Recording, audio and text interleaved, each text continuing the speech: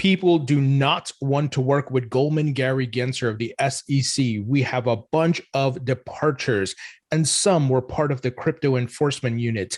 And this is certainly bad news for Gary with all that's going on. So I want to break down the details, who's left and what is to happen next. This is being reported by Fox Business, by the way. Also, huge update with the SEC Ripple lawsuit.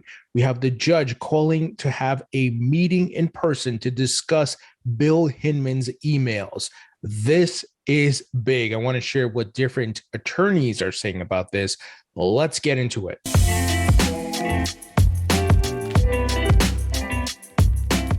Welcome back to the Thinking Crypto podcast, your home for cryptocurrency news and interviews. If you are new here, please hit that subscribe button, hit the thumbs up button, and leave a comment below. If you're listening on a podcast platform, please give me a 5-star rating.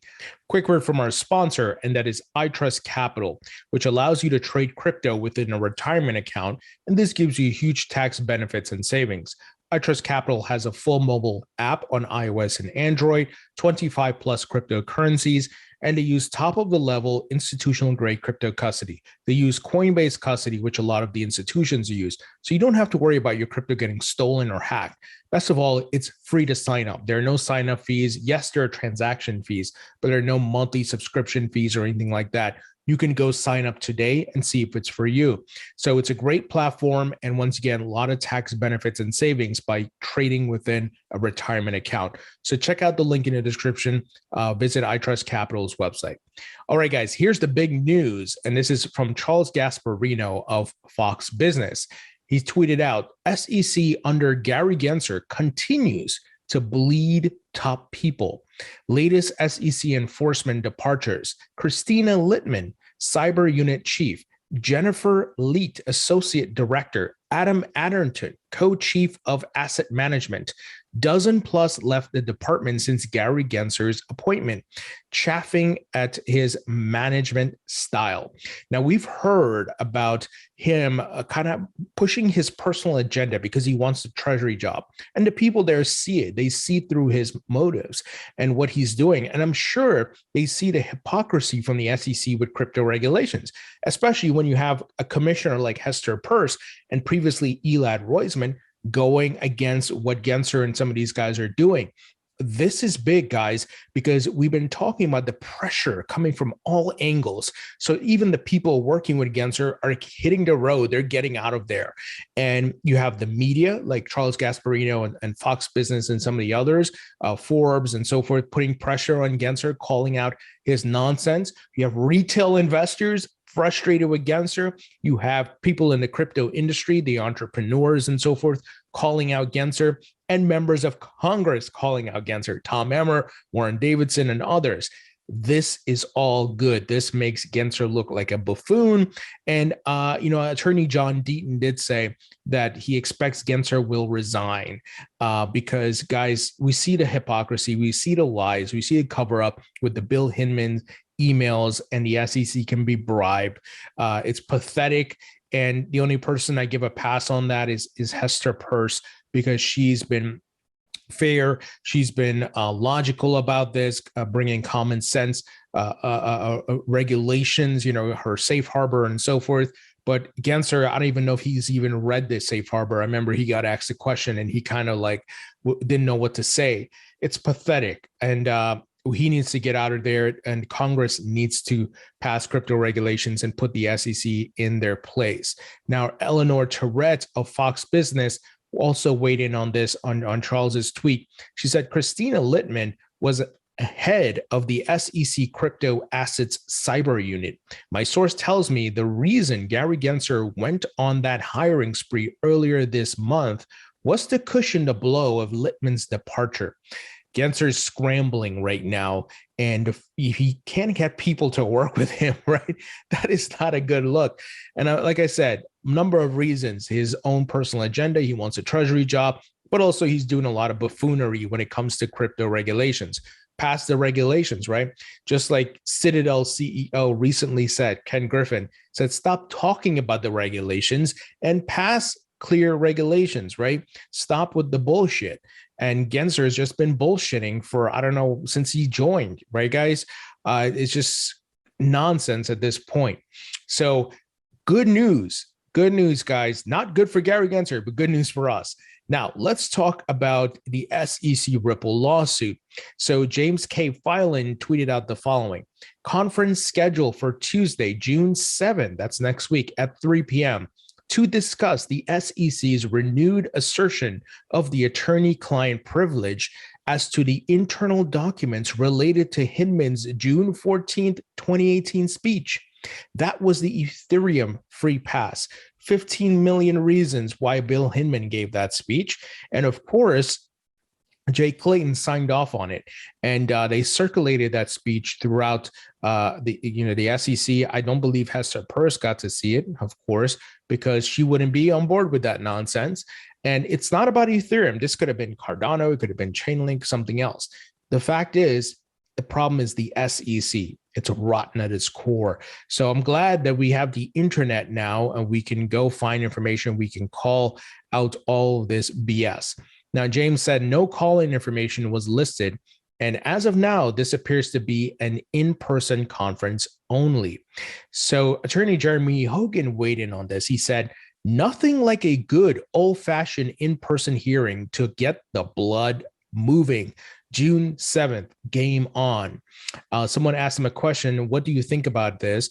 He said, I thought through some possibilities, but the most obvious is the SEC's argument on what Hinman's speech was. Personal opinion, division guidance, SEC position is so unbelievably squirrely that she wants to try and lock the SEC down on what their argument is, for the record. So this is, of course, all the lying, double standards. At one point, it's, oh, no, don't listen to Hinman. He's an old drunk man. We don't know what he was talking about. That's his personal opinion. Then they tried to use it as, oh, this was the agency's guidance, right? It's on their website. There's videos of SEC Commissioner Jackson, as well as chairman at the time, Jay Clayton. They were endorsing it. They were saying, we have, used the speech, yada, yada, what Hinman put together. And then, of course, now they're trying to change it to, oh, no, it was his personal opinion. You can't have it both ways, mofos. And I hope the judge drops it on these clowns for their lying and bullshitting. This stuff pisses me off. This is where my tax money is going to. These fools, lying and doing all kinds of corruption and conflicts of interest with my getting paid from my tax dollars. F you, Gary Gensler. As you guys can tell, I'm a bit fired up, right? So this is bullshit. This is supposed to be an agency with integrity. What the hell is going on here? Seriously, like this is nonsense. And, I know some people on Twitter, they say, oh, these guys are going to jail. I don't think anybody's going to jail, but what we can do is definitely slander the hell out of their public image. And look, we have some of the power now because of social media. And obviously there's members of Congress and regulators on Twitter. So they can see all the videos, all the tweets, all the articles, and all the things being revealed here. So they're not, even if they don't go to jail, they're going to get all this information plastered on the web. And it's the internet. It's not going away. So they're in a very bad position here. Now, attorney Fred Rispoli said the following: my thoughts on this unusual hearing setting. First, an in-person hearing allows certain privacy. In courtroom will be on the record, but Judge Netburn can also take attorneys back to her office. He puts in parentheses here, in chambers, for off-the-record discussions. Nothing prevents her from ruling without a hearing. So why order one? My gut tells me she wants to politely rake SEC over the coals for such a shit show of motion practice on this issue. Force the SEC to take positions it cannot waffle on later. In chambers, she could also alert Ripple. Absolutely, right? Call them out on their bullshit and their hypocrisy. He says here, in front of the SEC, that emails are terrible in front of the SEC, that the emails are terrible for the SEC. She could also let SEC know that Torres is highly unlikely to overturn Netburn's decision. The danger option for Ripple is if Netburn allows SEC a do-over, in the sense that she forces it to choose once and for all whether Hinman's speech was personal or on behalf of the SEC, as it has quasi-argued at various points. This is unlikely in my opinion, but would give SEC a chance to save face while simultaneously pushing the dagger further into the SEC on FND, and it's already pretty deep up here. So FND means fair notice defense. So interesting, guys. This is good. This is a good development. And remember, I don't care if you hold XRP or you hate Ripple. If you're holding other altcoins, we need Ripple to win this lawsuit, because I'm telling you, I've spoken to many different regulators and so forth, and people in the industry who are working on crypto regulations. If the SEC wins this, they will use a lot of the ammo and takeaways from this lawsuit against the rest of the market. Now, Ripple's wins gives the rest of the market ammo to fight the SEC. So think about it, guys. This is a very, very important case. Now, speaking of crypto regulations, Ron Hinman of the Blockchain Association, who's a frequent guest on the show, he said, this week in Congress and crypto, slow week in DC, as the tragic event in Texas dominates the attention of policymakers. Major incidences such as last week and the invasion of Ukraine can easily derail the policy calendar, but there are still several things to watch for in June. He says here, the largest thing is the June 7th reveal of Senator Lummis and Senator Gillibrand crypto bill. This encompassing piece of legislation will be one of the first bipartisan crypto efforts in the Senate outside of the infrastructure bill. Guys, this is so important. Next week, very, very important. This is bipartisan, a Democrat and a Republican working on this, and this is been revised multiple times. So I'm hoping it includes more than just Bitcoin, because I think first iterations, were kind of more Bitcoin focused. He says here, while this will be an important piece of legislation, it is unlikely at this time that the bill will move into its large form this year, as Congress becomes hyper-focused on gun control, abortion, and economic legislation and messaging.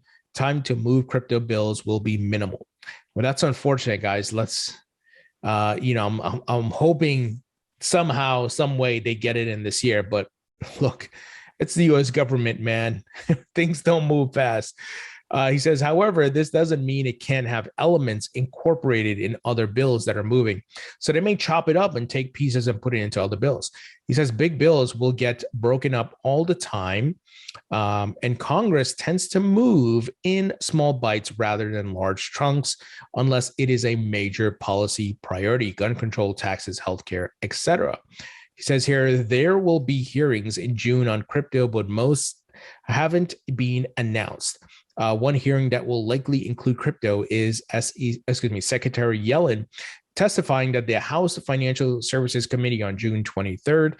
Yellen recently testified on the FSOC, and stablecoins dominated the conversation.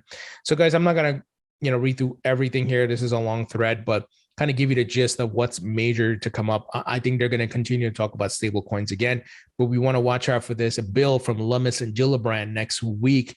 That's going to be significant. So let's see what, it has in it, and let's see what, the rest of Congress does with it. Like he said here, Ron said, chop it up. We'll take some parts of it, put it into other bills, and they get passed. But we'll see what happens. All right, guys, that's the quick news here. Let me know what you think about this Gary Gensler news and the Ripple lawsuit as well. Leave your thoughts and comments below. Hit the thumbs up button, and I'll talk to you all later.